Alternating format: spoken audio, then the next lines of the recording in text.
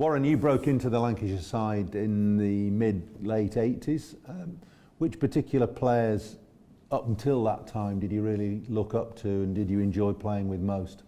There was a few. Well, I came into a dressing room that was full of great characters, great players, international players, players that had played a lot of domestic cricket. So to come into that team with the likes of yourself and Graham Fowler, David Hughes and Jack Simmons, as stalwarts of the Lancashire team, Neil Fairbrother and Mike Watkinson, who were great cricketers for this great county. It was something of a, I had to pinch myself to realise I was playing with these great players, and because we had such a great team at that time and a great team spirit, I think it was easy for me to ease into that team, and I never felt nervous because there was a lot of help and a lot of fun along the way.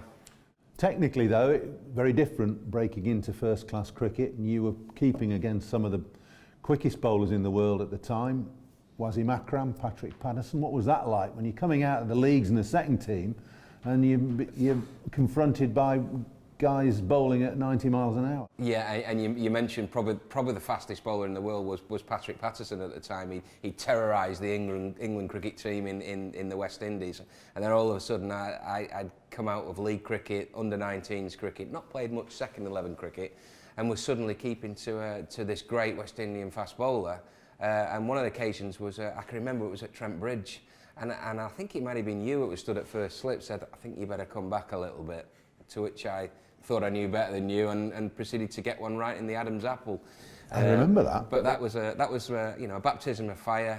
But to keep to those great fast bowlers, Akram, Patterson, the likes of you, who were an international opening bowler at the time, stood me in great stead really for the rest of my career.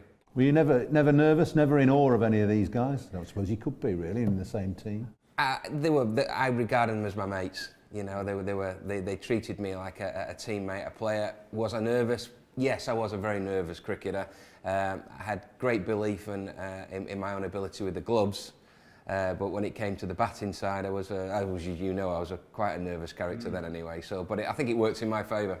It didn't cause you any distress when you were nervous, though. You seemed to put those nerves aside when you went on the field. It's perfectly natural to be nervous, isn't it? Absolutely. I think if any professional sportsman, not just a cricketer, is not nervous, I think there's a problem. I think you've got to make them nerves work to your ability, and it showed.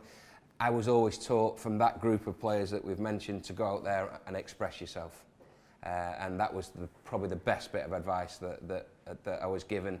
No real fear of failure as a young man coming into the team, and in that era, we enjoyed each other's successes, which I think is paramount to any successful team.